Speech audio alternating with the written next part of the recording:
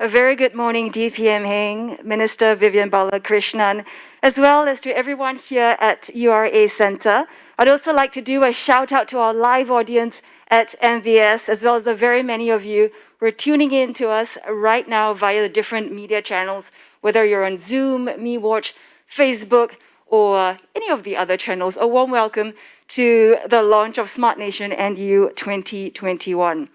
Well, as you know, COVID-19 has been the biggest crisis of our generation, and it probably won't be the last as well. But the silver lining is it has really speed up the need for us as a nation to progress rapidly, innovate, and get onto the digital journey.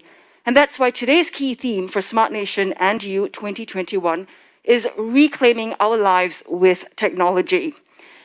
Now, Smart Nation NU 2021 is jointly organized by Smart Nation and NTUC, and this will take place from today for about 2 weeks until the 26th of March, and it will consist of 3 parts. We have Let's Talk, which is a series of panel discussions. We have Let's Go, a jobs and skills roadshow that will focus on tech and span across various locations in Singapore. And we also have Let's Learn, which is free online courses aimed at getting Singaporeans to get upskilled and get started on the whole entire digital technology and their journey. So we're honored to have with us Deputy Prime Minister, as well as a Coordinating Minister for our Economic Policies and our Finance Minister, Mr. Heng Swee Keat, to grace today's event and launch Smart Nation NU 2021. So DPM, please.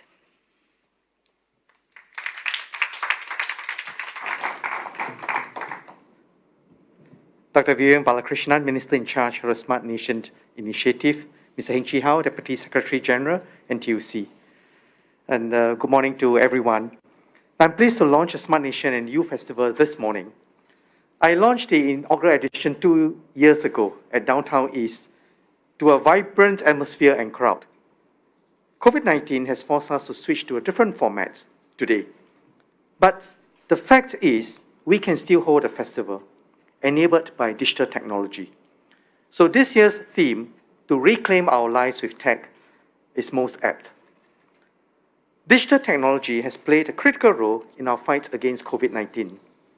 With Trace Together and Safe Entry, we reduced the time taken to identify and quarantine a close contact from 4 days to less than 1.5 days.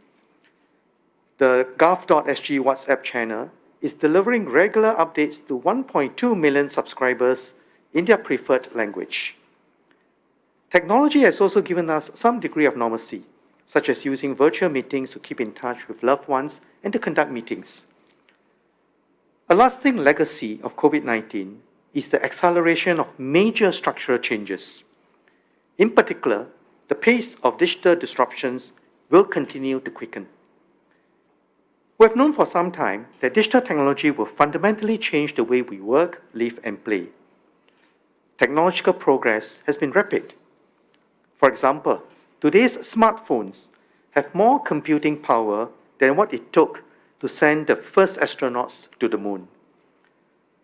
Industry 4.0, artificial intelligence, the Internet of Things, and other technologies are reshaping and transforming our industries and will power the next revolution in many fields, including healthcare, finance, professional services, and urban development, and many others.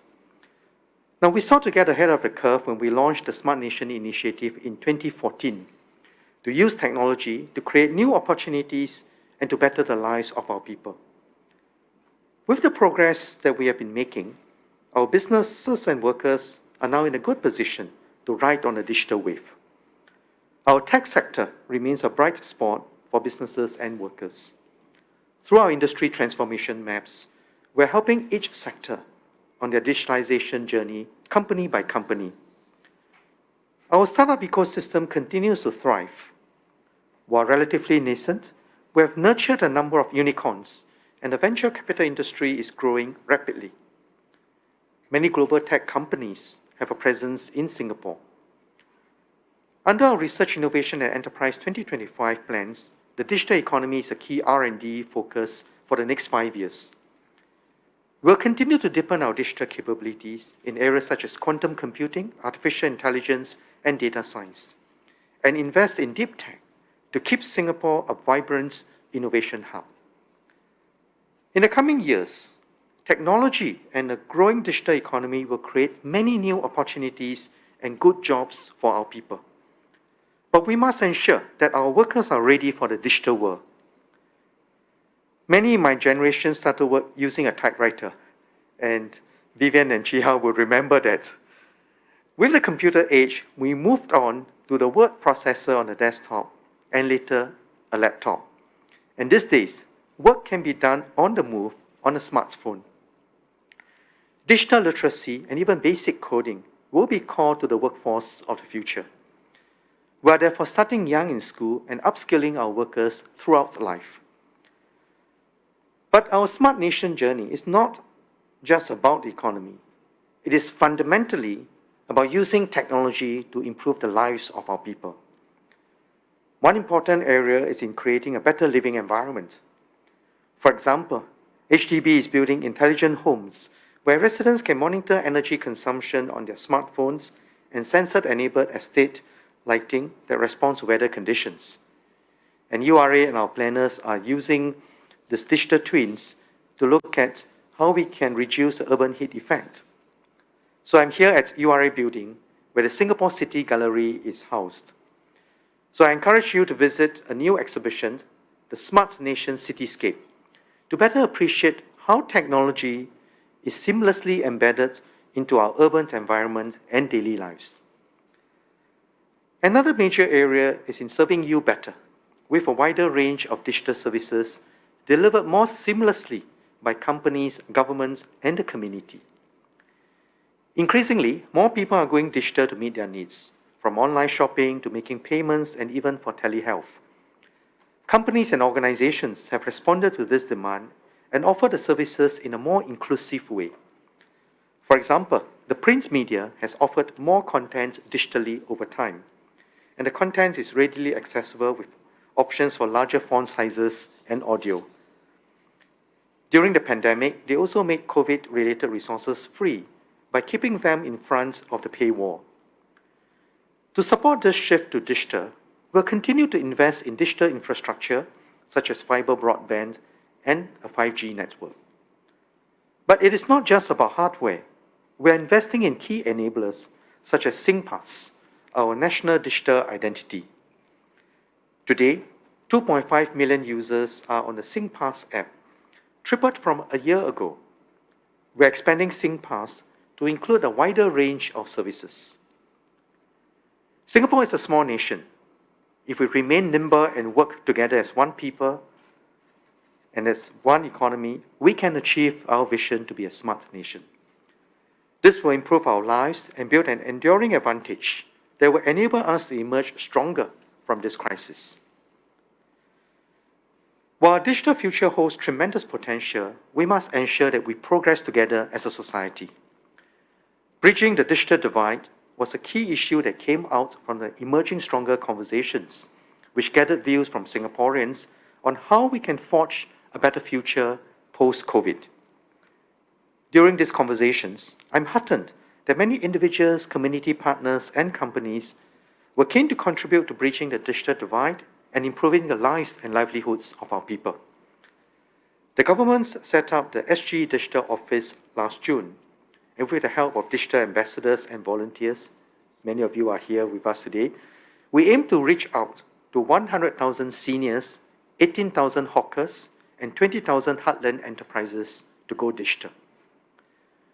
We're also supporting lower-income families and seniors with affordable devices and internet access.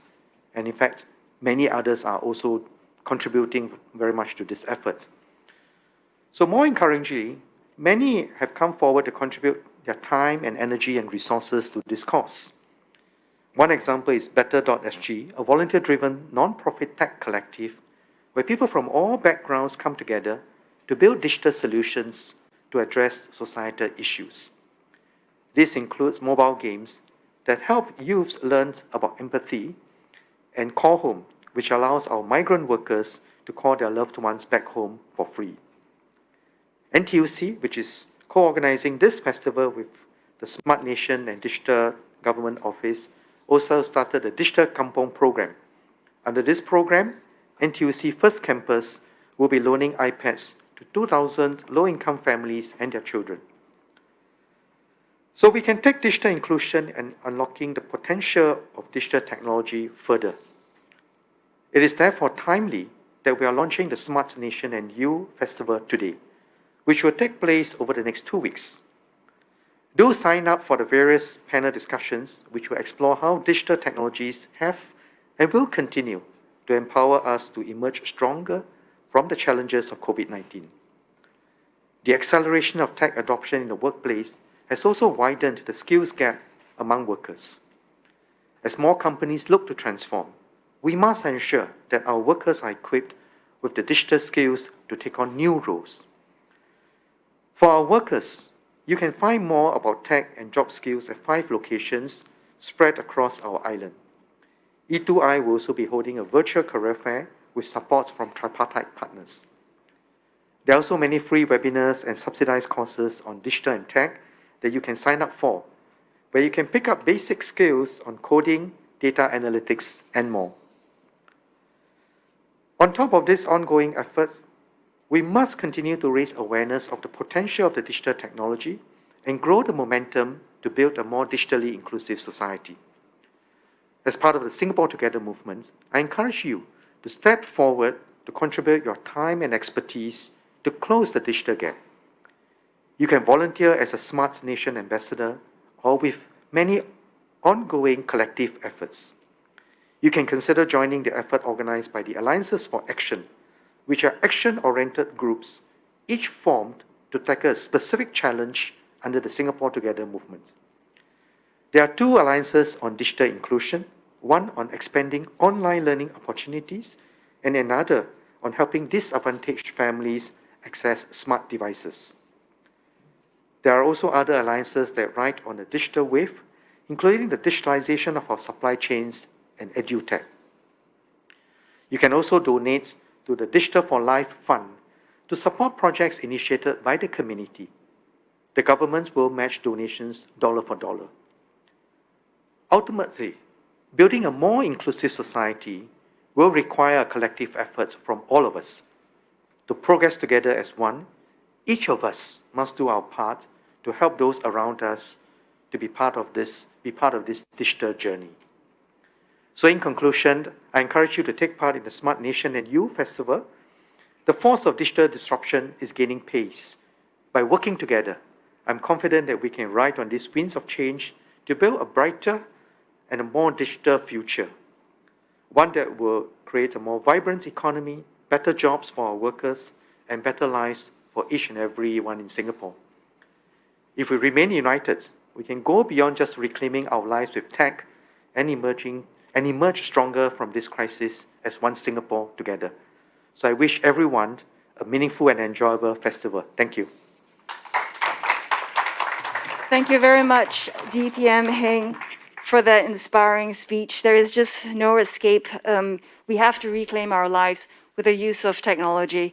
On that note, I believe it is over to my colleague Jen, who's over at MBS, ready to kickstart your panel discussion.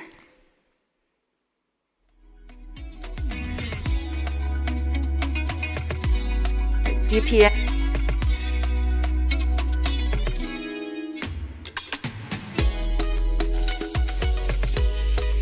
A warm welcome, and it's good to see all of you here this morning. This part of the segment is called Let's Talk Smart Nation and You 2021. Now, this is a series of discussions over the next few days that will cover a wide scope of issues that take us to the heart of our vision for Smart Nation. And so to the first discussion now is where we look at how COVID-19 has had an impact on work and businesses, and to ask what's next on our journey towards a smart nation. Now, COVID-19 has had a profound impact on our economy. Businesses closed down, jobs were lost, and families were affected. Now, when a job is lost, it's not just that one person who is affected. There's a ripple effect. It affects children, it affects an older generation who could be dependent, especially if it's a sole breadwinner. So there has been anxiety and there has been stress. However, businesses that transform digitally were able to find growth opportunities during this time. workers who were able to reskill and upskill also found job opportunities even during a pandemic. And that's heartening. So today we want to take a look at how digital transformation can help businesses even during a pandemic, and on the individual level, workers and individuals, how they can stay employable, what sort of skills we need to, future-proof ourselves. I'm Genevieve Wu, your moderator this morning, and I am privileged to be joined by Mr. Ng Chee Meng, Secretary General of the National Trades Union Congress, Mr. Lim Ming Yen, Chairman, Singapore Business Federation, and last but not least, Mr. Liu Junhong, Chief Executive, IMDA. Let's kick off with some definitions, okay? We talk about digital transformation. What exactly, and we don't want it to be just a buzzword, it's like digital this, digital that. Let's nail it down to specifics, okay? What does going digital actually mean to businesses, workers, and unions? Chee Meng, as Labour Chief, you want to kick it off for us? Well, digitalization is a buzzword, as you have mentioned. Well, to business owners, I would suggest that look at digitalization as an enabler for your business. How would you seize new business opportunities? How would you use digital possibilities, technologies to up your productivity? To the workers, how do you empower yourself with new skills to be relevant to the marketplace? And for NTUC, how do we play the important tripartite role to enable friends in the business sector to really seize new opportunities with redesigned business models, put our NTUC agencies like E2I, Learning Hub together to move workers so that we can come together and seize opportunities together for businesses and keeping our workers employed, having a brighter future for themselves. So for me, digitalization as a SecGen is really a key enabler to help my business partners succeed. And when they succeed, getting them to take care of our workers. Simple as that. I mean, and so on the ground, you have heard, right? So you tell people, and people tell you, going digital, what does it exactly mean? Okay, I think this is a very good question. I agree fully with SecGen that I think going digital, I think for businesses, what it means really is that you make use of digital tools to enable your business processes. So this could come in many different levels. I think at the most basic level, I would say level 1, this could be digitalization of the back-end function, including HR, finance, admin. So all these things could be digitalized. And at the next level, really is for many of the companies, it means that you can have the opportunity to put in sensors, capture the data, carry out the data analytics, and even go to the extent of having what we call the AI to enable the process to be a lot more intelligent and to achieve a much higher level of productivity. Moving on from there, I think companies don't exist alone, so they need to collaborate with peers, with partners, with other stakeholders within the industry. So at the next level, I would say that at level 3, you're really talking about collaboration across the whole industry with different business partners, and also reaching out to the customers. So in this regard, I would say, for example, in the Emerging Stronger Task Force, we have an Alliance for Actions that focus on the digitalization of the built environment. And in that space, we got in quite a few key players within the industry, working with the regulators, in fact, to create a collaboration platforms to allow, for example, many of the different parties coming from designers, from architects, from engineers coming together to design a building, and even for the builders to get involved to think about how they could actually build it better. So that's Alliance for Action in the built environment sector. There's another alliance that focuses on Alliance for Action that focuses on what we call the supply chain. So again, this involves multiple parties. It's not efficient enough if we just have one company being digitalized, but you really need that collaboration across the different industries. So you're talking about like an ecosystem, it's like a network, isn't it? It's more a collaboration platform to allow different stakeholders who need to work together, work with each other, to allow information to be transferred easily across different parties. So that is at the next level. Let me just stop you. I'm going to quickly jump over to Chin Hong. Now, you wear a few hats, ICT, IMDA. So going digital is hardware and software. So you oversee that. So what does that mean to you in the two hats that you wear, going digital? Well, maybe if I take a step back, ultimately, for a small country like Singapore, to survive and thrive, we must always be competitive. The companies must be competitive, our workers can be competitive. Because only with that, then wages can rise, and then our overall standard of living for Singapore can be enhanced. And I think I fully agree with both SecGen as well as Mr. Lim, that actually digital is a critical tool that is emerging. And it covers both hardware as well as software. Hardware can be in terms of the kind of equipment, the kind of sensors, as Mr. Lim had talked about, at the front end, in the real world to collect data. And then in terms of software, it's the algorithms, be it AI, and so on and so forth, to be able to process the data to gain insights. And it has been a huge impact, both back end as well as in the front end. And obviously, when our companies are competitive, then our workers will benefit. We also view this space as a competitive space because it's not just us, Singapore, that's thinking about it.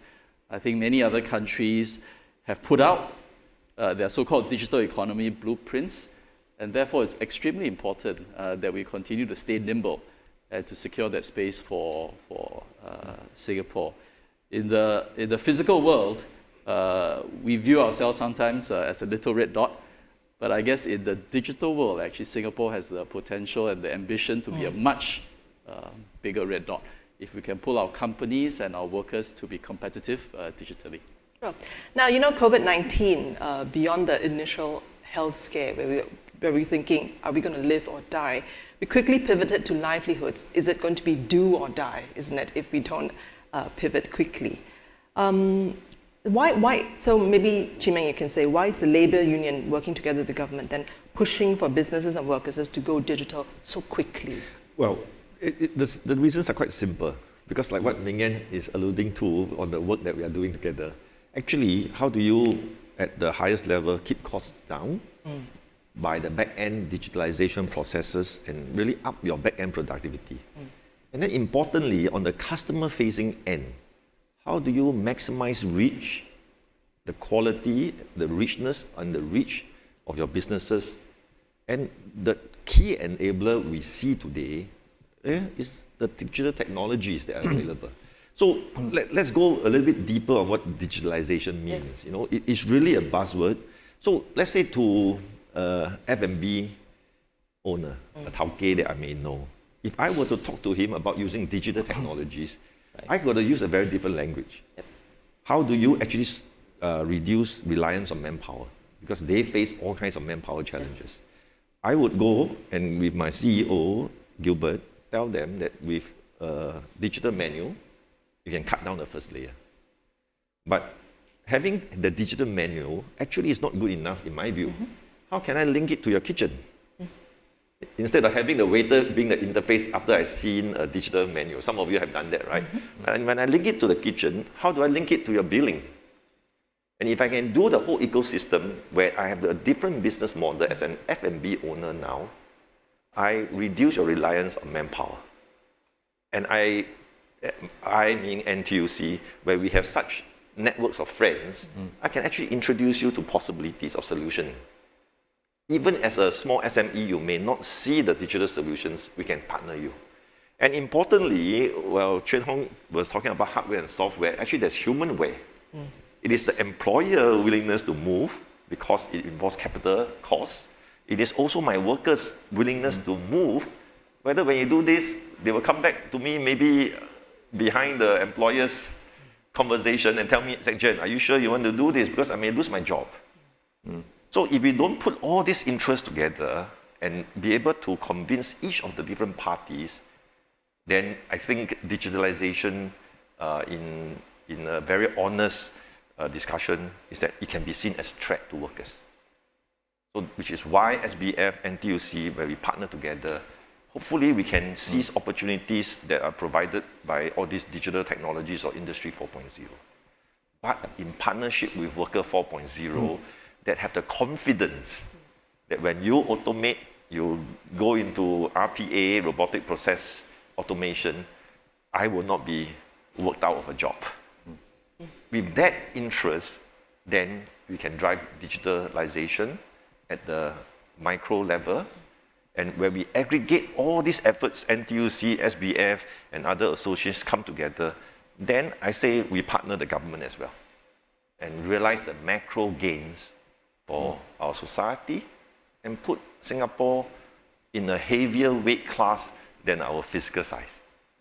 And digitalization in that sense is a key enabler for our businesses to open up possibilities in our economy in the next 10, 20, or however many more years to come. Let me pick up very quickly on what you said about the threats, right? Because I think that is underlying a lot of the anxiety when you talk about digital. It's like you said, when you go down to the ground and you speak to different people, is that how do you translate that when you want to convince them to go digital? So Ming Yan, when you speak to the people in the Federation, give some examples. Basically, it's like what is the cost of then, on the reverse side, what's the cost to businesses and workers if you don't do it, if you don't digitalize? I think in a very, very good point here, in a recent survey, our national SBF annual, what we call National Business Survey, I think 80% of the companies responded to say that COVID, in fact, has helped to accelerate the digitalization process by at least 2 years.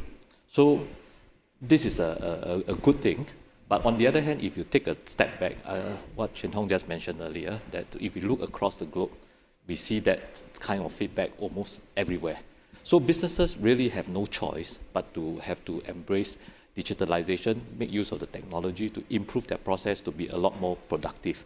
But having said that, going digital is not easy. It involves two things. One is that you need to be able to select the right solutions, solutions that can address the pain points and then that can help to value add to your business process. So that is the first part, in order to stay alive.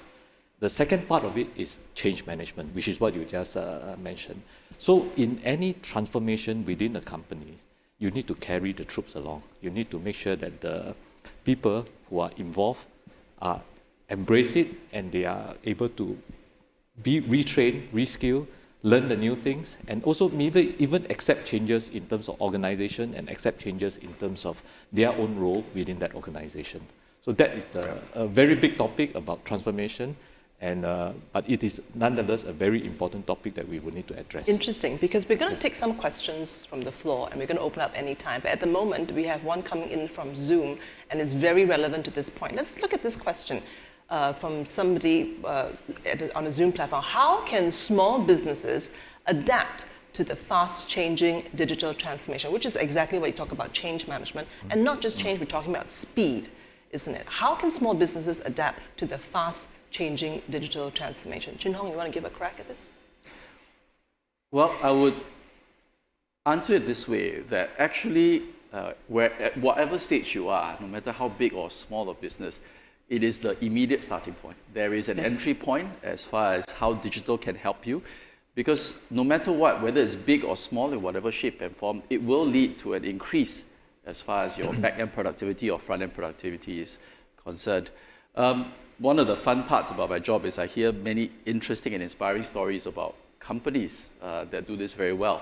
And small businesses, there was a recent example of, I think it's called White Restaurant, that sells white bee hoon. And obviously it took a huge hit, but because they were able to just step on that first step through a resilience bonus to sign on to online delivery, were able to maintain it. So it allows them to take the immediate very first step to reap those gains.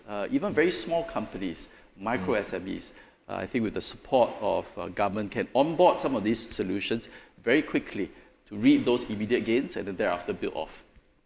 Okay. Actually, there was another question in the earlier slide. Sorry, could I just ask you to bring back the earlier slide? Something about learning needs. I think that was actually quite critical. Yeah. Because you can't just say, let's go digital and you do it overnight. What we're talking about, we need to gear up. Chee Meng, you want to... Well, actually, I'll take all three questions. Sure. Well, on a general sense, right. Small businesses to adapt, keep an agile mindset. Be willing to talk to people like NTUC and see what can open your mind. Because I honestly can tell you the generics, but I will not be able to tell you, whoever the gentleman or lady may be that asked this question, how can we help you change your small business? Unless you partner us, let us get people to talk to you about your operations technology road mapping, rethinking your business. So it depends on whether F&B, whether you are a food manufacturer, whether you are high-tech biopharmaceutical, the company that I just went to this morning. It all depends, and you will have to play a key role as a business owner to tell us what do you want with your business, how do you see the business model, and we can input our advice and partnership with you. And when we have that model and we think it's workable, whether you are MNC to a small tauke, then we can also then partner you to prioritize the learning needs of employees.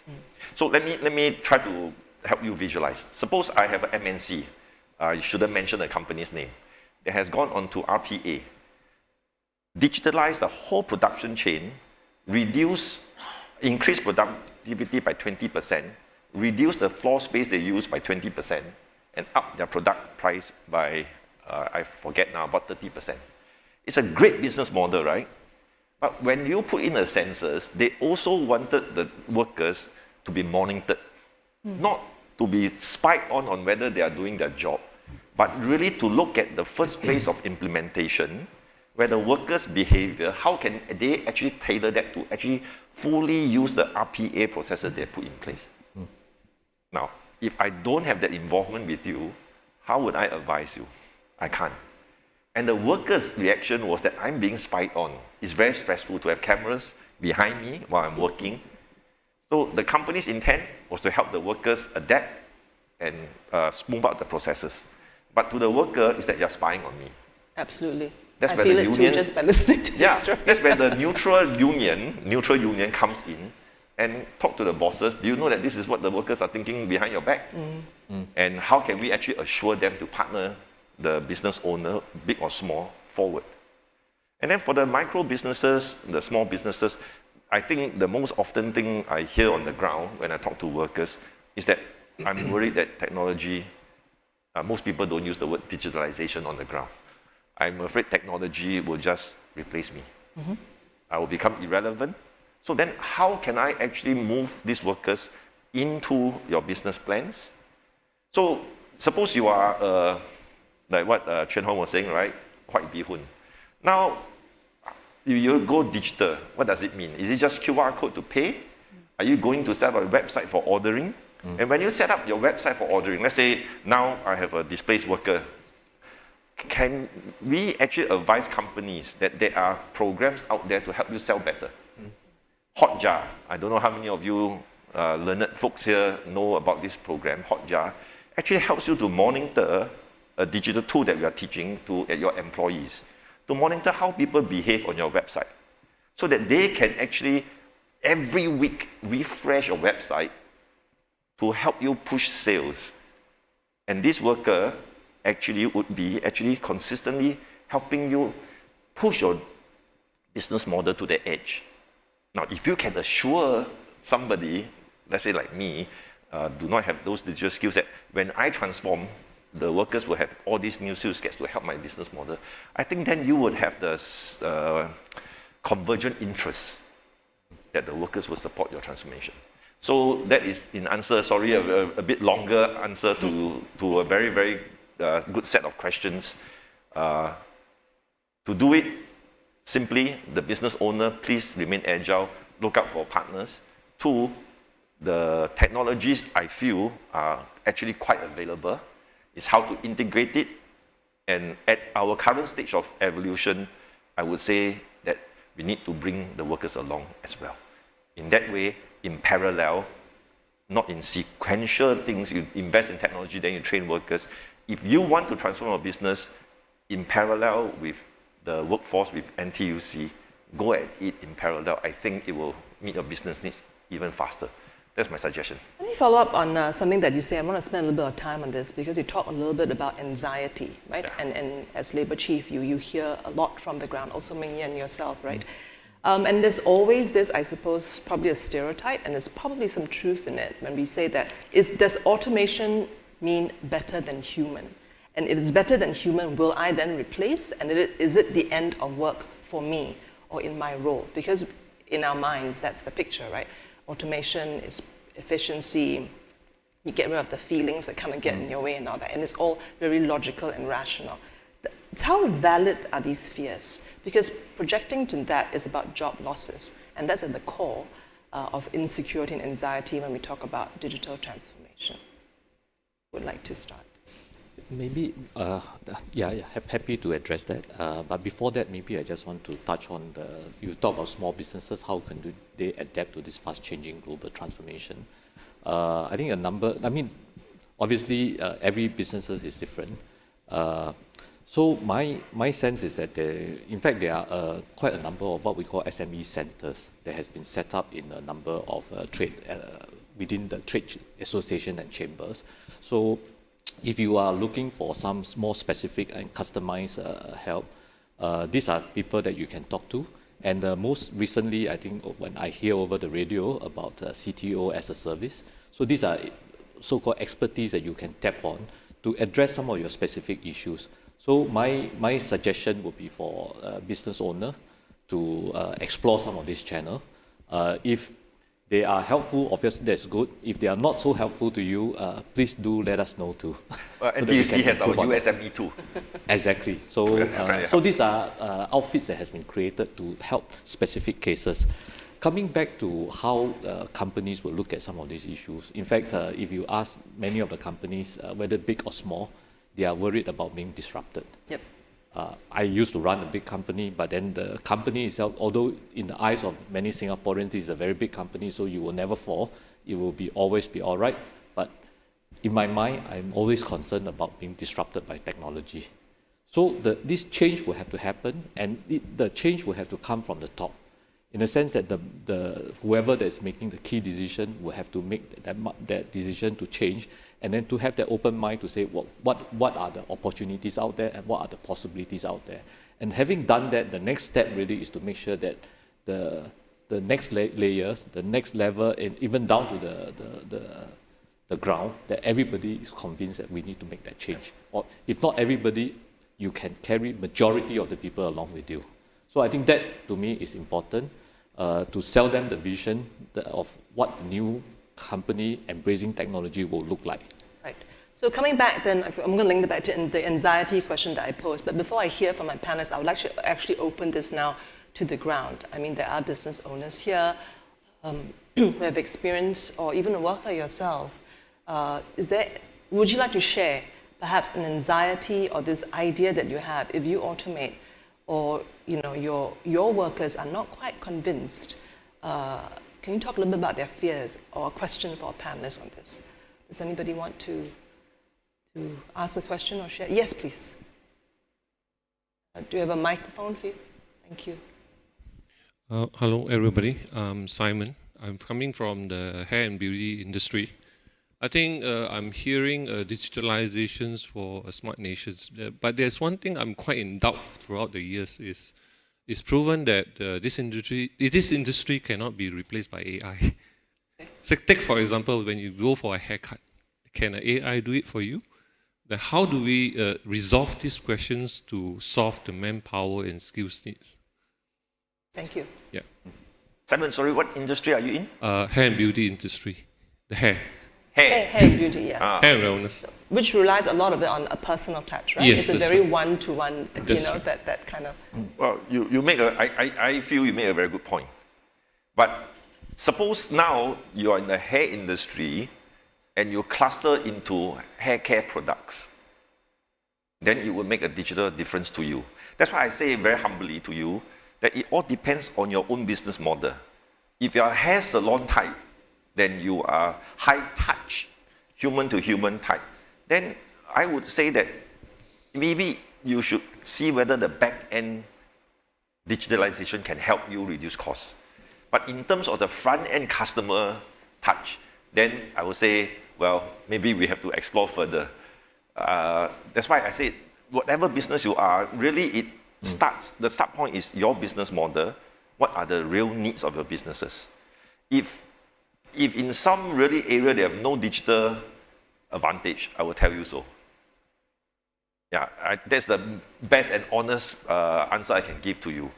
But as I said, and I think Ming Yan will agree just now, back end, if you are scaling into, instead of 1 salon, 10 salon, 100 salon, then logistics may well be an area that you may go into in terms of getting digital control of your business as you grow bigger and bigger. Hard to say. I need to know specifics. Personal consultation, you can call Chee Meng after this. No, I'm kidding. Well, the reason why I'm going to do technical details is that many of our conversations is at the top level, which is necessary. But now we are moving, and NTUC is in action to really bring that operational difference, hopefully, to the businesses, whether you're a maid employment agency, whether you are a hair salon. If there are things that we can do together, let you, SME, come to talk to you.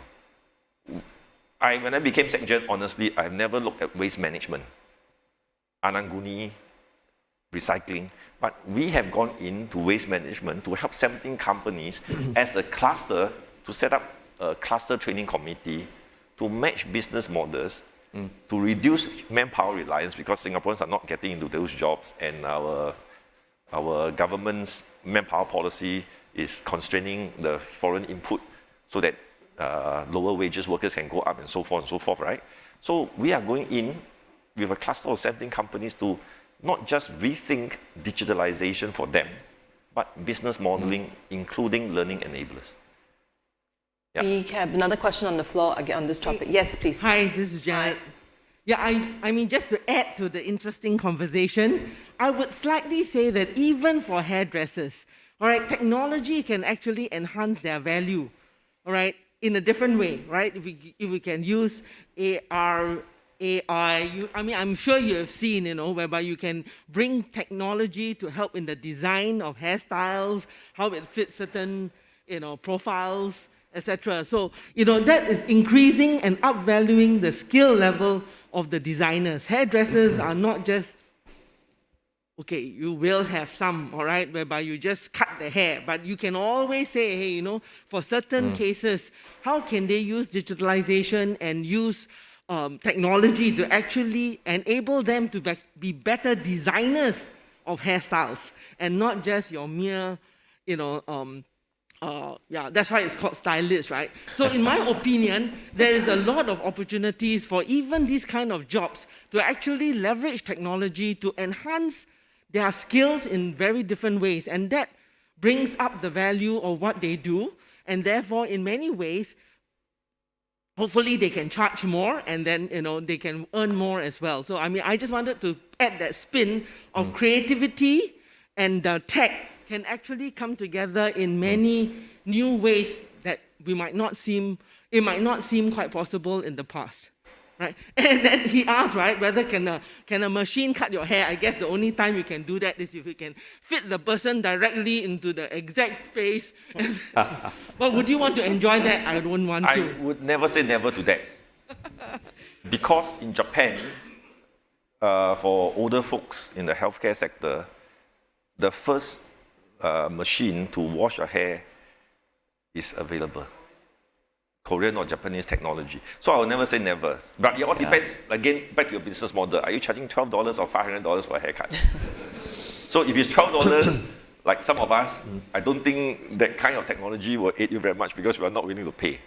But if you're in a segment where your business model is $500, then you can go into digital examination on how to glow your hair, grow your hair, glow your hair, whatever else it is. So that's why it is quite fun, actually, when you come to this. If your business model, we understand what's the ops and technology possibilities because of NTUC's networks that we can try to match you with. Yeah?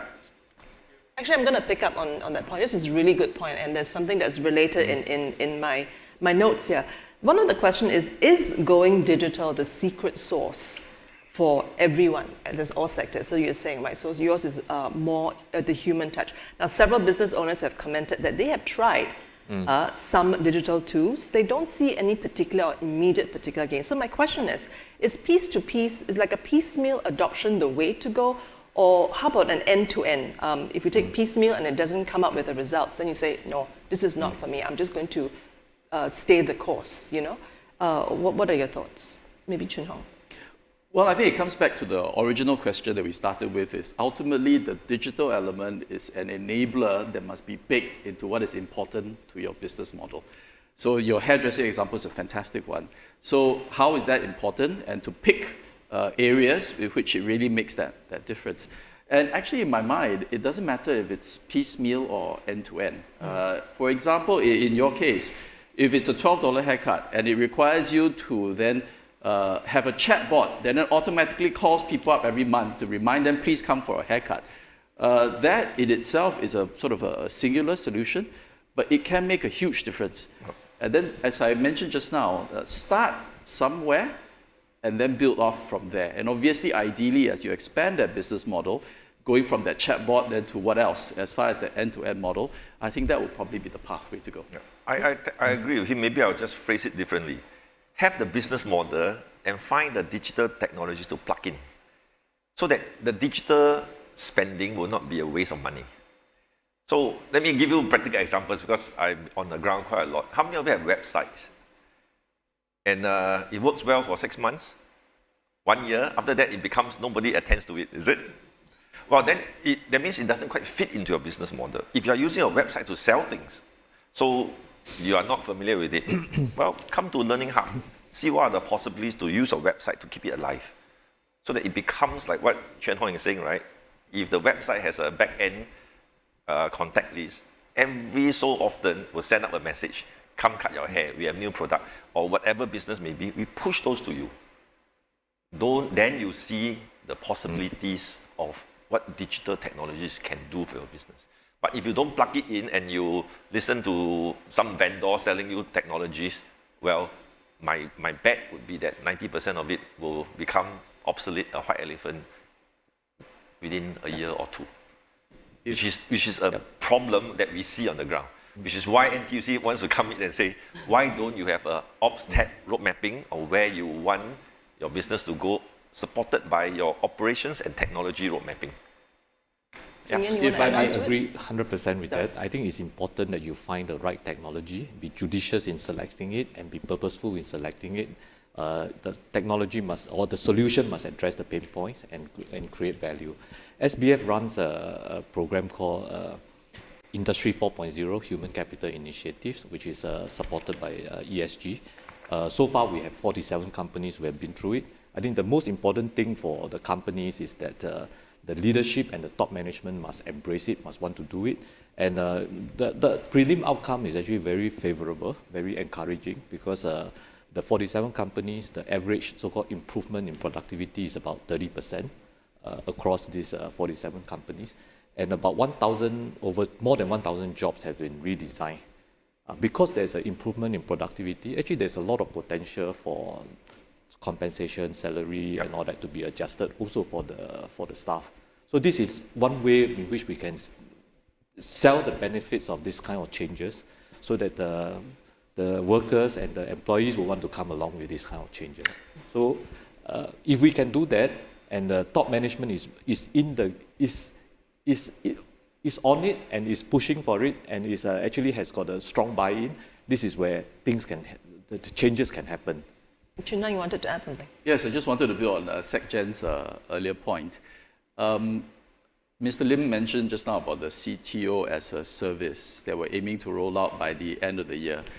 Actually, the idea behind it is precisely to have a platform where businesses can come and you can actually discuss with the CTOs as a service to say, what is your business model? Because we've also realized that sort of just having support for solutions, 70% support, productivity grants, I think goes a long way, but I think to help businesses really then look at it from that business model end, to then bake in that technology and having that CTO as a service, talk that through, I think that would be quite important, and that's something that we're trying to roll out to help companies and businesses going forward. Come from that business lens, not from a technology lens. Okay. Now, are the challenges to adopt technology and digitalize, actually it is, the challenges are different for MNCs versus SMEs versus micro businesses, right? And how would we differentiate that kind of support that's available? What kind of, is it different when we address MNC's challenges, micro businesses' challenges? I think micro businesses, maybe I would have a crack at that. I think micro businesses, they will need more maybe customized solutions, things that, not customized, solutions that are already sort of pre-selected to fulfill some of their back-end function for a start. That means they have to start, right? Because being a smaller business, they would be in a position where they can be quite personally involved in some of the operations. So that's for the micro businesses. So the SME centers will be able to provide good support to them. But once they scale to a certain level, the CTO as a service will be useful, definitely for them to rethink their business model, to have some clarity about what they can do. The program that we currently running, the Industry 4.0 Human Capital Initiative, I think will also be a program that will be helpful for many of these businesses who are now thinking of how they can automate the process, how they can move up to the next level. For the next level, at the highest level, the biggest company, I think they are moving into areas where they are breaking new grounds. This is where this Alliance for Actions format of working together will be helpful, because it's not about individual company making the change, but also about moving the whole industry along. This is where different partners coming together with the regulators. For example, in the autonomous vehicle space, if you want to do, the technology is already there. In fact, today, for it to happen, the only thing is that when you have a road that is the transport system that is used by both human driver as well as autonomous vehicle, the autonomous vehicle will always be bullied by the human driver. So it's very hard for this to happen, and you need regulatory environment, regulatory framework for this to happen. So it will require that collaboration to take place with different stakeholders. So the kind of support will be very different for the bigger companies, more, I would say, co-creating a new solution to solve urban problems. Sure. Okay. Digital reskilling or skilling is now the topic and the heart of our Smart Nation vision. And future-proofing, parents are already scrambling to get our kids on that path. And DPM also alluded that in his speech earlier. Coding and STEM classes, yeah. And of course now computing, engineering courses are going to be like hot places to jostle for.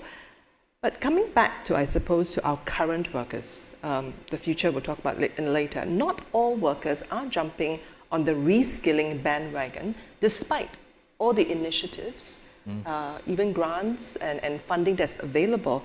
Can we dissect this a little bit? Why so? What's holding them back?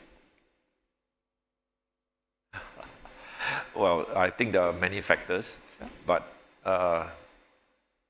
key to it is just the human nature of inertia. I'm gainfully employed. Doesn't look like I'll be impacted in the next 6 months, 12 months, or I'm hoping for the best. That is a real issue that we have seen on the ground, including our workers.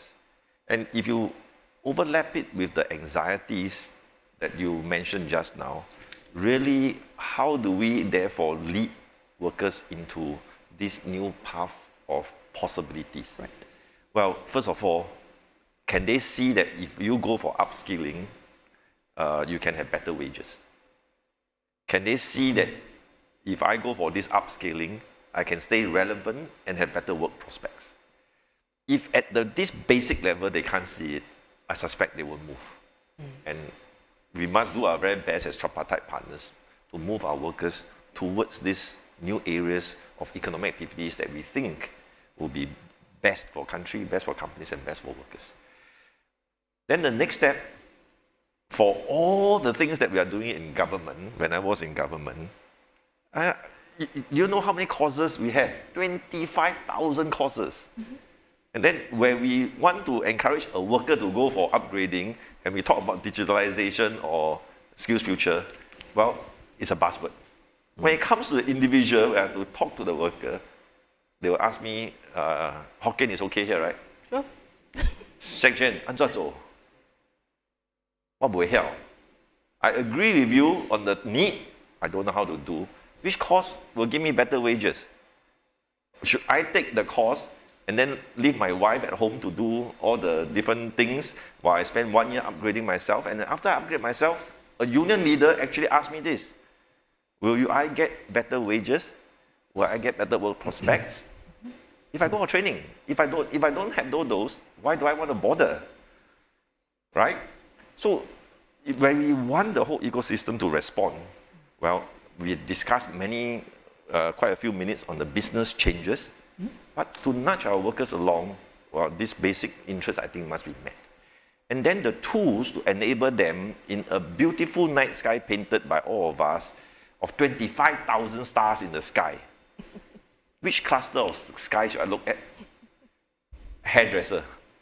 You ask me to go digital programming AI, 秘书长做这个做什么？有用吗？我是剪头发的嘞。So if I cannot actually dissect this complexity into the last worker or the last cluster of workers on the ground, your chances of success drops. Which is why after all the things that we do, where we work with Ming Yen in the AFA as well, how do you cluster skill sets into each of the segments of industries and make it relevant to the bosses, asking the questions, open up our minds together, and thereafter also get into the needs of workers and encourage them to move. The anxieties are real. And for every conversation we have to say that you can be upgraded, there are some workers that will have to be moved out of the industry, logically. So if you are in the textile industry, which my father was many years ago, and today you are still alive, you must have innovated very well. Because I don't know of any textile industries that are around. So if we embark honestly on this digital journey, you are good. That means you must have innovated because my father's business is gone. So how do you then actually move into new business models and get all the different newer technologies, including business processes, and keep yourself relevant? You have to do that, right? So there will be workers that will be displaced. So in our work, seamstress, from a huge industry in the 70s, 80s, today, some of the seamstress, you know what we help them do? Sew heart valves. With one of our companies that we have a long-term relationship with that make artificial heart pumps. And they found that machines could not replicate the human hand in the sewing of those intricate parts of it. They become high-tech seamstress. So these are all different examples. I know at Chuan Hong level, you have to deal with the large policies, but getting into the specifics of nudging employers, nudging workers, I think at some level, I'm glad SBF, NTUC, SMF, Douglas Fu is here, SNEF, Robert Yap, all the different companies are actually working with us to move as fast as we can. Whether it is through the SBF programs, SNEF programs, SMF programs, or NTUC programs, doesn't really quite matter. I think if we can push this agenda further, let more of our business friends here and online understand where you can reach out and have discussions, I think we would have spent our time well this morning. And NTUC behind us, if you see the U, actually it's NTUC. And you as well. Look at my t-shirt. I think we have a gentleman on the ground who would like to share a comment. We have a microphone for him, please. The gentleman in grey. Yes. I see that you're in the textile industry. So I totally agree that the anxiety is real. I think when we had a operation manufacturing here, we realized that when we did an industrial engineering diagnosis, the seamstress you cannot change, but you can change the environment around them. Then we had automatic line movers that carried the raw materials to them. Of course, that means that there were people that that used to be trolleying, raw materials in. Now you use a machine to change that. And obviously they were scared. But the whole idea is, how do you then incentivize the entire production line, that they can actually have higher output? And when it means higher output, that means they have a higher incentive, means that they take home more pay. And in the end, with this mindset shift, they suddenly realize that actually it helps me make more money, to your point. Because we are industrialists and we look at things on an industrial engineering angle, to the point of the hairdressing, we also have a beauty, business. And what we did was that we applied analytics into that business, whereby, a treatment room or a chair is you cannot generate revenue if there's no one coming in. So we started analyzing and putting analytics into how often that chair is being booked or that treatment room is being booked. And then you realize when is your peak and off-peak timing.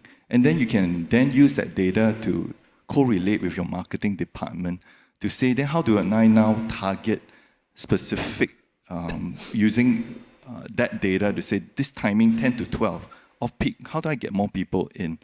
There's a very practical way that we're actually trying to do that.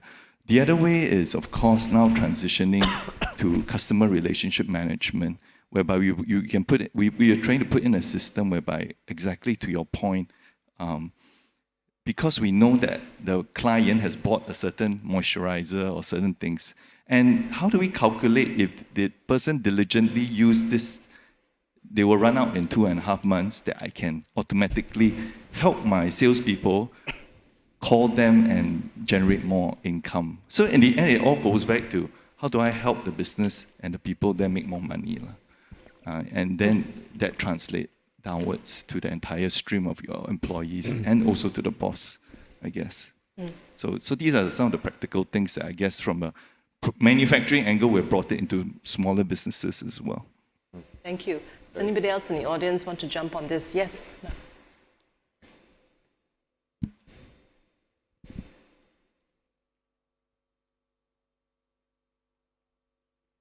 Hello there, my name is Melissa. I'm a trainee with Google on the Skills Ignition Singapore program. So thank you very much for organizing that. I'd like to touch on what you said about displacing jobs in certain industries.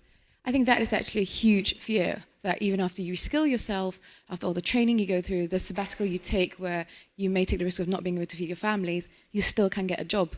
I've heard that from a lot of my peers as well. I think tying into what you said about an agile mindset, I'd also like to add on that rather than see yourself as starting from ground zero and going from seamstress to becoming data engineer overnight, that's terrifying, and frankly, that's going to be quite difficult. The way I approach it is you're not changing, you're pivoting and you're evolving. So your base skills don't change. What changes is maybe the domain and the industry. So what you need to learn is how to move that in a different direction and reframe it, rather than tell yourself, I've got to start all over again at whatever age I am. And that can be very tricky. Yeah, quite right. So between a designer of technologies and user of technologies, simply put, to enable some that are non-tech folks to actually learn to be users of technologies to enable your businesses. Not necessarily just AI, computing in schools, then you become designers of technologies. Big difference, even though we use the term technologies. Right? Huge difference. I think there is often a misconception that to go into the tech industry, you need to be super techy, you need to be coding at your fingertips, and there are so many jobs and opportunities within digitalization that don't require you to necessarily be 100% techie. You need to learn how to use it, how to embrace the technology, get over some of the fears and the barriers, I think, with the help of the right milestone from the companies they've set. Absolutely right. So in NTUC's learning paradigm, we got a framework, ATT, Adaptive Mindset, which is what I've been telling most of us here, the technical skills of going deep and the technology skills of going wide. So if I'm not a deeply technical person, well, I'm sure you still need technical skills. Hairdresser, you need to be the best hairdresser. Then can you broaden your horizon in terms of technologies, the very rich discussion that we have. But for most, for workers and some employers I meet, the most interesting thing is that when I am able to convince the mind to change and open up, then they come back with all wonderful ideas, including just yesterday. I met a SME boss, employment agency. He was so skeptical about technology, and the question was not quite that polite as you mentioned, as you asked just now. Digital technologies, nothing I can do. But because of COVID, he could not reach out to customers. He actually had to reinvent his processes, send all his staff to, I think, Learning Hub for training, and then he has to do EDMs, e-marketing and all the different things. And when he got the first step, he says that my mind is open. And then he politely told me, because I asked him, how far more will you go? Can Learning Hub support you? He politely told me that I've gone beyond Learning Hub. That means the bridging, the beginner, the intermediate courses, as an opened mind, he's going further to reinforce his own business model, finding other partners. I'm quite happy with that. Chin Hong, you wanted to add? If I may just add on to this point, I think the idea of the fear is because people view it as almost a mountain too high and a bridge too far. So I think, as in my humble opinion, and I've seen some companies succeed and some don't, those that succeed overall try and break it down into small steps that the company recognizes this small step will lead to higher wages, and then partner the employee to then upskill in that way so that there's a practical application. I mean, an example that came to mind was DBS, right? Traditional bank tellers, the reality is that I think it's going to be difficult, but they managed to retrain and say you are going to be a video teller, because then during off-peak at this branch, you're actually covering another branch. The productivity goes up and you are able to multitask in that way. And in many of these, we call them tech-light roles. And not everything is a coding, tech-heavy role. And when we look at how we support skills programs, you're on the Google's Ignite program. Do you have a technical background? So I'm from the travel industry. Great. My job was sales and operations. Great. So I could use a computer. That was really about it. Because I think a lot of the things that we're trying to do is that actually there's a lot of space in the tech-like realm. And for people who don't even have a tech background, but as long as they're willing to take up some of these skills, and actually a lot of our companies have a huge demand for such skills and are very happy to take people without background. And as part of our Tech Skills Accelerator, we provide that training to enable that to happen. Yep. I was just going to add one final point, is that never say never. We also have another story whereby Arif, he was a barber, he was a part-time cab driver, Grab driver. He went through our General Assembly course. It was not difficult, it was very difficult. His family supported him, but he finally came out. Today he's a full-stack software engineer in a tech company. So never say never. Yep. All right.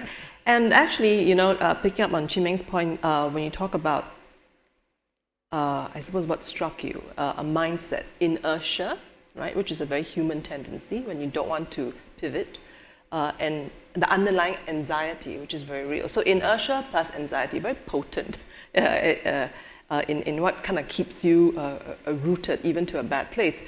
I want to shift it then, the mindset of the employee to the mindset of employers, right? It's not just employers' mindsets need to change. We talk about expectations. If you send your workers to train or allow them to train, is there room to fail? And what sort of assurances do you give them to say that, maybe it's not monetary? I mean, what sort of communication, what sort of vision are employers then painting for them? And that gives that kind of assurance to move on to, isn't it? Okay, I'll try to do that. For all business owners, they have staff workers, and it's very much for the small business. These are like families to them. So it is not a question of I send you for training, and if you fail, that's it, you are gone. We don't have in Singapore at least, we don't have a hire and fire culture.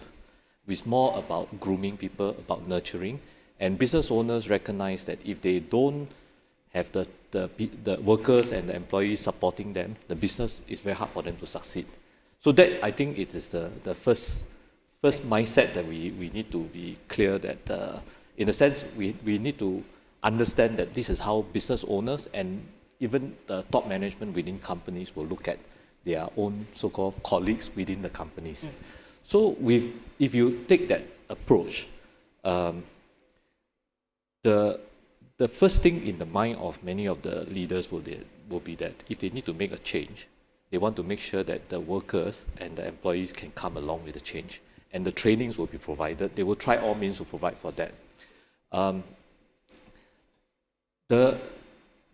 The things that they need to balance, however, there are also things that they need to balance. The competition is not restricted to just in Singapore, and they don't exist alone. So they will always have to be dealing with many other so-called competitions outside of Singapore. So they will have to balance that, and they have to make sure that they don't miss the opportunities. For example, I think in this current space now, I think there are a number of companies who are looking at recruiting, particularly in the ICT sector. They need to recruit people who have the necessary skill sets, and they can't find the necessary skill sets in Singapore today. So they have no choice, but they will have to either offshore that part of the business, or they have to employ someone from overseas to come and work in Singapore. So this is the dilemma that they will have to face, they will have to confront.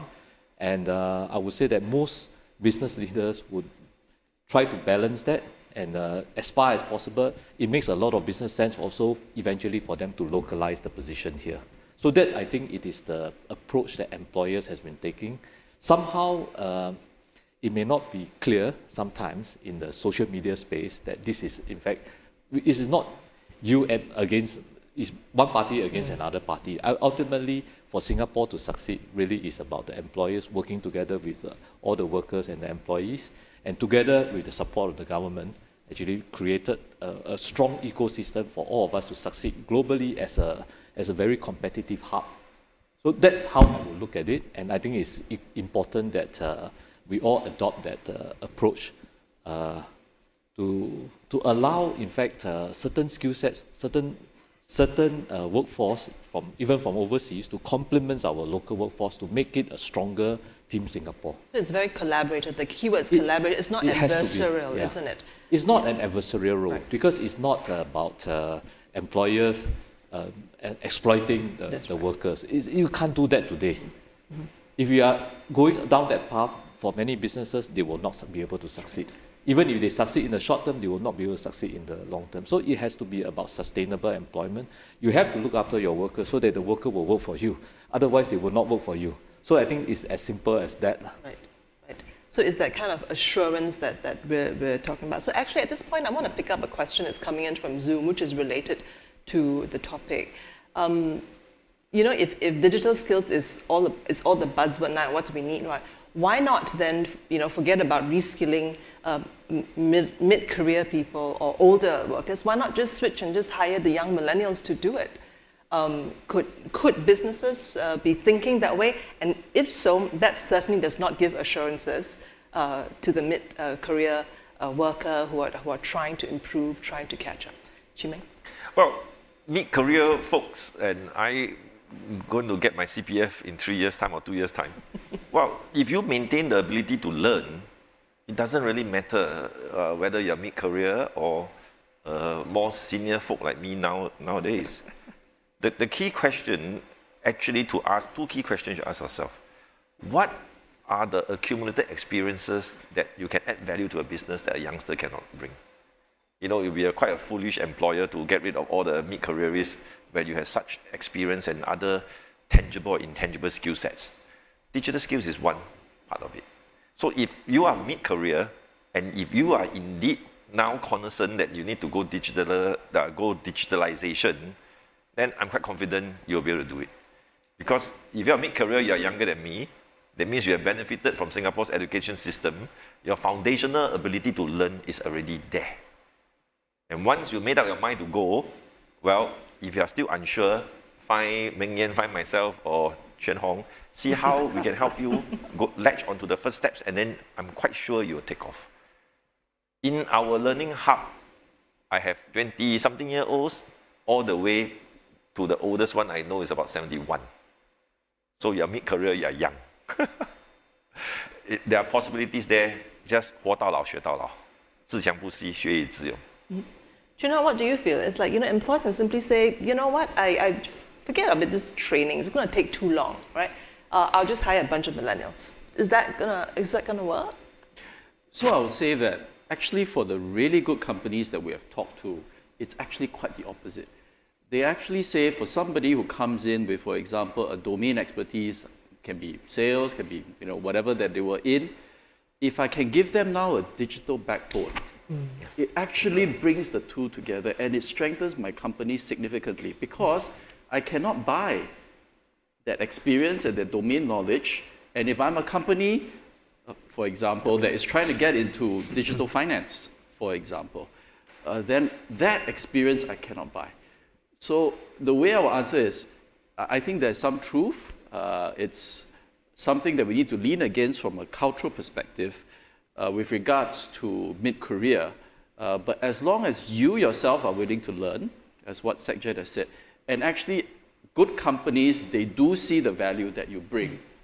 It's an absolute win-win situation in my mind. Okay, we have a question from on the ground. Do we have a mic for this gentleman here, please? Thank you. Thank you. Hi, my name is Brian. Thank you for having me today. I'm a tech startup founder. I actually quit my job recently to found this startup. I think what we're trying to do today is that, so my startup name is called Calibrate, and we're trying to work on a lot of technologies that when people come in, you must have some sort of skill set, right?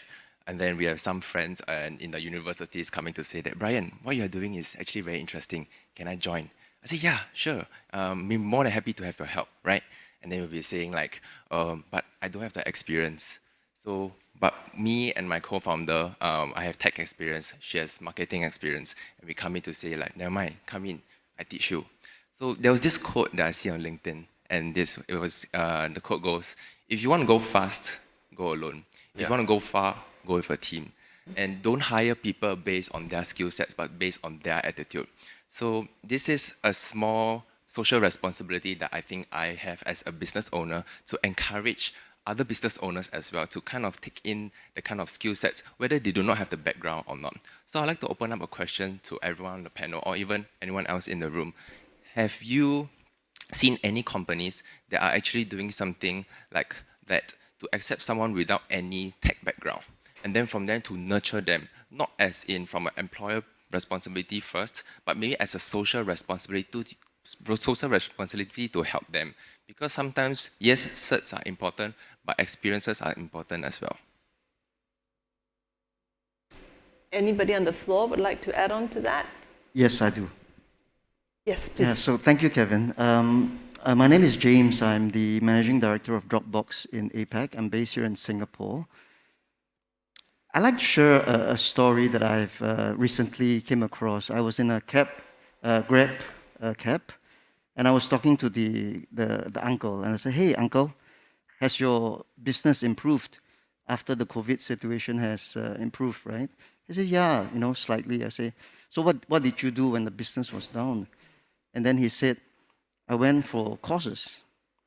And he shared with me something which resonated with me. He said, as a person, there are three things that are important: attitude, discipline, and responsibility. And I was very intrigued by the conversation, and I said, so what courses did you take? And he said, I went on to take online courses, marketing course. I say, oh, so why are you doing that? He says, because I want to get back to the workforce, because that's my passion. So talking about social responsibility, I think this is something which, at the macro level, we have a responsibility to do. The theme today, it's reclaiming our lives with technology.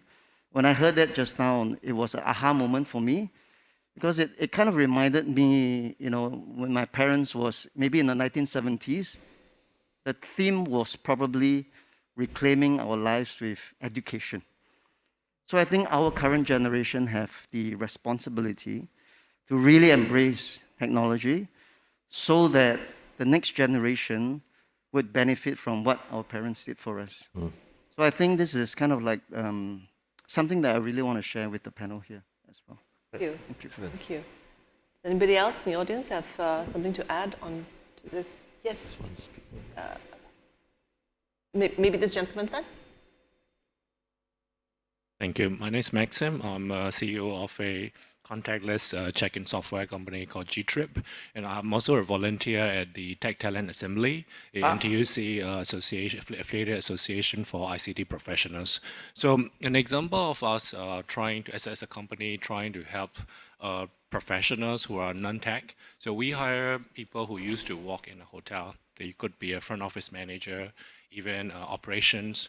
And we provide that digital backbone so that we train them on our technology products. Then they become either sales, pre-sales, or even project managers to do the implementation. But I think one observation that we've seen is that our customers in Singapore has a very fortunate support. There's a lot of subsidies, there's a lot of grants in the kind of digitalization implementation that they do. When we compare them to our customers internationally, be it Macau, Japan, or even Thailand, they have to pay retail price. There's no such subsidies very often. And so the good part is we have a lot of support system in Singapore. But we're also seeing one trend where in Singapore, we tend to be a little kiasu, and sometimes if there's a grant, it's very loogie not to take the grant, right? Wait for that grant to be approved, and it could take 4 weeks, 6 weeks, sometimes months for a certain metric to be approved. The other thing is when it comes to implementation, because of these subsidies, which are structured in a waterfall model, we tend to be very concentrated on those KPIs. Instead of taking, let's say, an agile or scrum approach where iterative every week. So what happens is, if the owner, let's say my hotel customer wants to change a bill of material, they have to file in a change request or a variation order, which needs another approval for the grant. So which slows them down in becoming competitive in the international market. Because now we're going digitalization, the market and the competition become global. And sometimes the irony is that we see some markets or customers who are outside of Singapore paying retail price without subsidy and executing faster than our local customers who are getting held back by the support that they're receiving. So I think the best way for us to help them move forward with more flexibility, agility would be really great. All right. Thank you. Thank you for that. Well, in principle, I agree with you. But when it comes to governance, then you got to find that balance.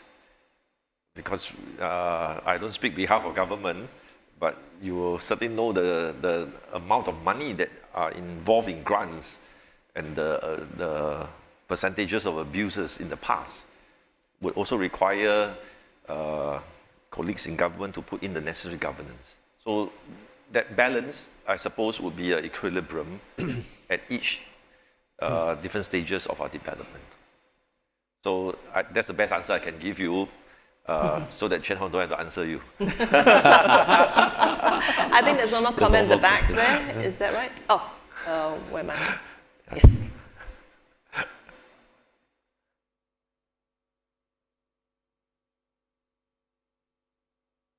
Hello, I'm Bahudin from IMDA SME Go Digital. Okay, actually, I want to add on to what Mr. Lim and Mr. Liu mentioned about the CTO as a service. Actually, there's already SME Digital Tech Hub was formed in 2017 to assist the SME to digitize. This is part of government initiative. So we are specialists under the SME Go Digital. So we assist SME to digitize their business. So actually, the CTO as a service is supposed to be an upgraded version of the SME Digital Tech Hub. With regard to the NCT, in fact, when we deal with SMEs, we see the traditional business, the older business owner, and also the workers, the elderly workers, they face anxiety mainly to adapt to the new environment. Okay, so on this aspect, normally we look into both digital transformation and workforce transformation should be included together. And I think digital skills should be part of the important skills that everybody should have. Then one of the important part I want to mention is to make going digital simple. That's very important for SMEs. I think Mr. Ng has mentioned about governance, but on SME point of view, I think we must make the process simple, like making a basic utility for digitization, where we have accounting system, HR system. Can we make it like a utility that can be easily plugged on or switch on? okay, for them to use, rather than going through a longer process. And some of the issues that most of the SME raise, mainly in terms of the claims. So some of the gentlemen mentioned, it took very long to get approval, and it took very long to get the money back. And even this is also a hindrance. So one important point I want to mention maybe, we can work together to balance it between our governance and also on SME side to make it simple to go digital. That's what I want to add. Thank you. Yes, this gentleman here. One more question here, please. What was it? Gentleman in the blue jacket. Were they just shifting in their seat? Eugene. Hi, I'm Eugene Wong. I'm currently chairman of NTUC Learning Hub. Just like to share, I think some of the questions were highlighted. We recently launched the SME Digital Reboot, where SecGen was our guest of honor. And we aim to train and help 500 SMEs within the next 2 years. And this, we do it in collaboration with industry players like Ngee Ann Poly, UOB, FinLab, as well as our own NTUCU SME. So in this journey, when we piloted it, we actually did a survey with SMEs to ask them what are the digital skills they most need and the workers most need. So there are 5 tracks, and some of the key ones will be like digital marketing, RPA, and workflow process automation. When we got the workers to come, they all learned a lot of skills, quick skills in 2.5 days. I think we were all surprised that they learned. And on top of that, they went on to learn on their own, either through SkillsFuture or their own learning ability. But what we are not seeing quite a common take-up are the bosses, are the business bosses in the SME space. So being, I'm a founder myself of a venture capital business, Cyrus, and the general experience investing in SMEs and startups in Singapore, most of the SMEs, like one of the gentlemen over there mentioned, they rely on the government grants, used to be Spring, ESG or IMDA, to help them hire consultants to solve some of their pain points, also in the digital space. So in our one company that sent their workers to this digital reboot program found out that they can now do internally what a consultant used to do for them. And even if they still need a consultant, they now know they have the digital skills to know how to manage the consultant and maximize the output from all these consultants. So what I wanted to encourage SMEs, bosses, is to come for the training first, because by sending your workers, that's the first step. Second step is actually your bosses have to learn what is digital marketing, RPA, and all that. Otherwise, you cannot guide your staff, right? And the last point I wanted to share, as an investor in startups, actually the startups are going to be a force in Singapore, to me, a force in Singapore to disrupt many businesses. They actually look at a problem of where the SMEs and the big companies are not filling up, and from zero, they become unicorns, like what DPM mentioned. And one of the factors that will lead to a startup success is because they are able to have, they take risks, they train, whether it's through a formal course or otherwise, they train, they take on people with good attitude, and they will continue to innovate and innovate and innovate and learn. So if we can adopt the startup kind of learning mindset to our Singapore SMEs, I think, like what SG say, the SMEs can play a bigger role, not only in Singapore, but elsewhere in the region. Yeah. Thank you.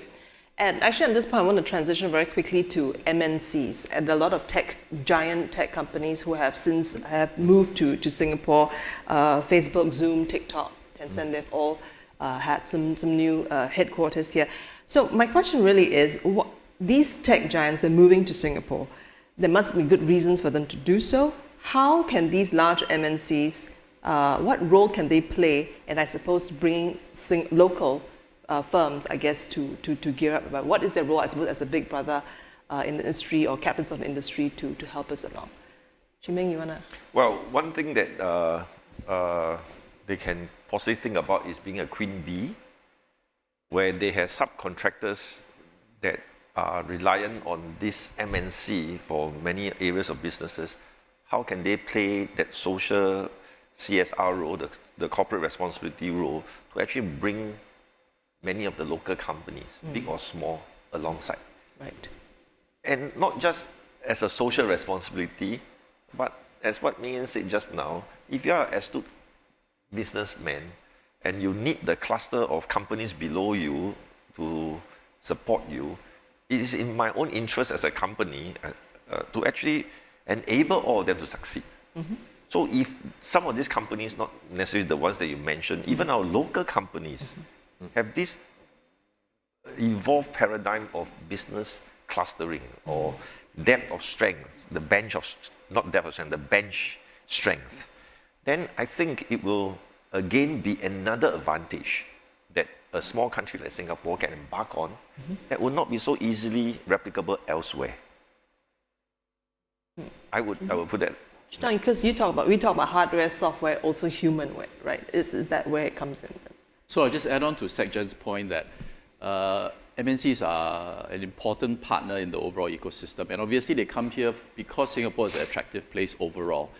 But they contribute going forward perhaps in two key ways. One is starting to do actual product development in Singapore so that we move past sort of just being regional sales HQ offices, but actually starting to tap on be it the R&D, the intellectual property, the innovative startups who are doing stuff here, and together with them start building products that are made in Singapore, digital products.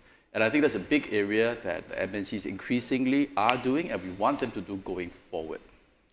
The other area is obviously we talked about upskilling our workers.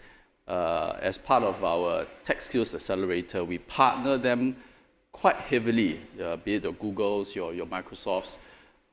I think if I remember, the commitment, for example, was to train 3,000 jobs. And these 3,000 jobs are not just for their own company, but it's for that broader ecosystem, that spillover of these technically skilled people to benefit the overall ecosystem. So I think these are the two key areas that they play a huge role.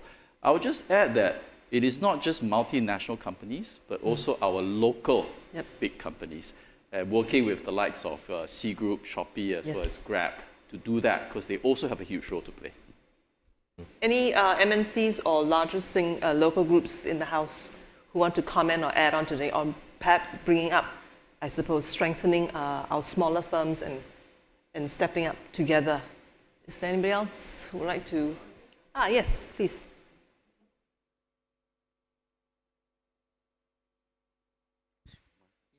Oh, remove my mask. Okay. Sorry. Don't remove. Okay. See, don't remove. Okay. Right. I guess I have to speak up because I worked for IBM for 38 years, so I guess I can be considered. I finally retired, but I'm 49 forever. Okay. So, though to the point, I absolutely agree because I'm a product of an MNC, successful MNC strategy of Singapore strategy of Singapore in the past how many ever years. And key thing is for the MNCs, they are not here. I wouldn't say they start with corporate social responsibility, or they're all here for business. Number two, Singapore is attractive because we are in a way a gateway to Asia, right? So in those days, key part is that they will hire Singaporeans. They definitely want to develop our own local talent, hire from the universities. I was hired straight from NUS, never wrote a resume before. And so that will be already one big plus. Then second thing is that they got definitely the depth and breadth and global reach to actually give our Singaporeans opportunities. So say, for example, myself, I was on assignment for 3 years in Tokyo, Japan, and then 8.5 years in China. All right, so again, for the MNCs, if they can develop local talent, which means the local talent must be there, ready to be mobile, to be developed. So I was a beneficiary. I had the opportunity to actually go do that.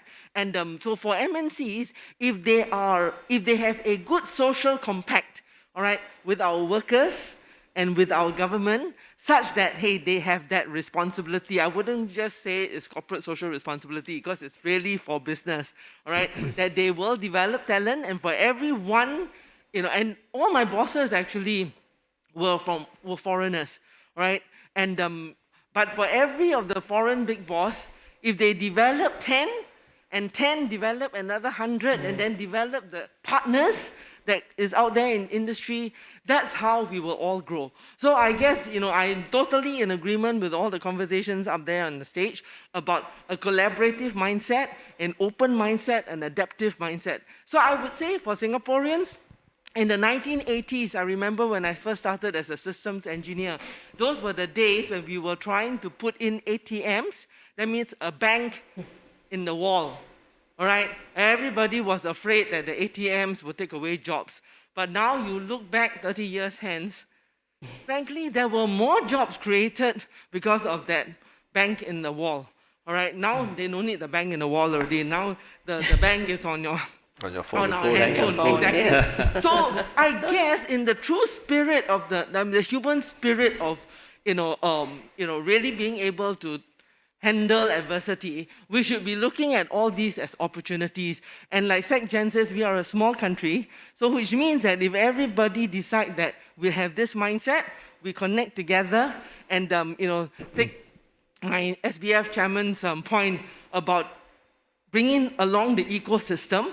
All right, and don't look at the differences, but rather look at what can we all go as a common goal, bringing the value chain together. MNCs, LLEs, SMEs, and Singaporeans, we actually have a great future. Thank Jen, you. would you allow me to just chime in? Of course, I will allow you, sir. So actually, her point is very, very important, but on the reverse, come now from the bottom up. If a Singaporean worker does not see the benefit of digitalization or the different things we talk about today to benefit the average Singaporean, then where would society go? So therefore, the key interest of NTUC in this area is to move our working class, our workers, now working class as PMEs, downwards, in conjunction with Singapore's success and Singapore's future success. So simply put, it is actually when Singapore succeeds, every Singaporean should have a share in that success by their own effort and through, if necessary, interventions. Hopefully, very little. And in that larger ecosystem of what we call country, nation, is where our uniqueness as Singapore has a strategic advantage. Whether it is our brand, whether it is our strong institutions, our strong legal basis, and all those things that makes the Singapore brand. If I may submit to you, in the next bound, where we hold the social compact of Singaporeans together with Singapore in a more and more challenging global environment, and where the ills of globalization surface further, that would be another strategic advantage that government cannot create alone, businesses cannot create alone, neither can NTUC with the representation of us create alone. The only way we can move Singapore into that space is tripartism and the conversations we have honestly here, where hopefully you'll forgive me for being very direct to tell you workers' interests, many a times in Hokkien. Then how do we actually put the different interests into a convergent conversation like what we have today and strategize forward? And then if you just crystallize what we are talking today, then that actually would be Singapore's business model, isn't it? Whether manifested in the industry transformation maps, in the AFAs, the SBF and government and NTUC were all participants in to push at the highest level. At the company level, pivoting to adapt, maybe we should change the title to pivoting to succeed. My job or business post-COVID-19, maybe 2 years from now. And with that ecosystem, at the highest level, all the way down to interest-based issues, business, workers' interest. How do we actually put it all together? If we can do it and through honest conversations and programs, good policies, then we build the national trust that when we put in different policies, is for Singapore's success and Singaporeans' benefit and future welfare. Very briefly, we can take one more question or one more comment. Go ahead. Brian. Brian, right? Hello, it's me again. So I wanted to add on what Secgen was saying, that it should start from the bottom. I thought that was a very good point. So previously I was from a tech consulting firm, this MNC, and then they started to have, to put together a small community members where they start to teach young kids how to create their own websites, ladies for empowerment, how to use LinkedIn, and older senior citizens on how to use SingPass. Right, so I guess in that sense, I want to open up a question to you guys on like, how would you guys, you say interest is very important. Are there any specific advice, or rather if you could go back in time, in specific to tech, what kind of advice would you give someone maybe if he's a primary school kid, and then subsequently in secondary school, and then when it's poly/JC, from there, what kind of advices will you guys give to these people to spark the kind of interest and fire within them? Thank you. Okay, Ming Yan, you want to start? I suppose as a parent, this is not so much as a business person, but as a parent, I would want to encourage my son to pursue something that they have passion in and they believe in, rather than to be measured solely in the areas of financial returns.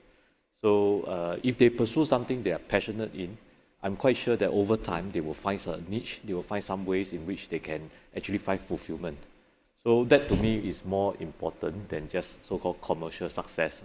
I mean, if they, on the way they also achieve commercial success, well, that's well and good. But otherwise, I would say that we are really in a position where Singaporeans can pursue something that they are passionate in. Mike? Well, joy of learning. If you are a techie, go deeper in tech. But hopefully you will maintain the joy of learning to explore other areas. And well, lifelong learning really is that. Getting better in the specialties that you have, keeping an open mind to actually broaden your skill sets to bring clustering capabilities and develop the depth into other spaces.